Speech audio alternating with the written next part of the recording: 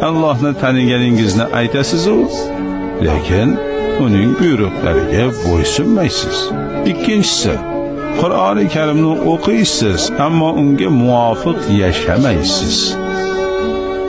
Hazrati Payg'ambar alayhisalomni sevishingizni aytasiz, lekin u zotni o'zingizga rahbar qilmaysiz.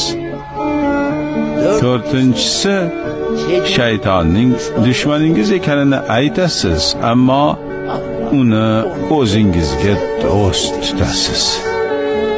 Jannatni yaxshi ko'rishingizni iddao qilasiz-u, biroq unga loyiq bo'lishga harakat qilmaysiz.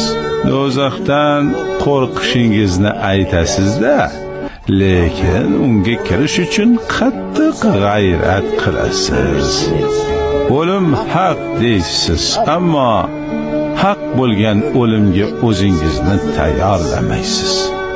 Odamlarning ayblari bilan mashg'ulsiz, lekin o'z xatolaringizni ko'rmaysiz.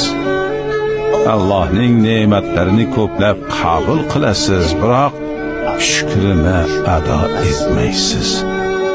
Nihoyat oxirgi 10-siga keldik. O'liklaringizni ko'masiz, ammo bir kun kelib o'zingizning ham ko'milishingizni aslo aqlingizga keltirmaysiz.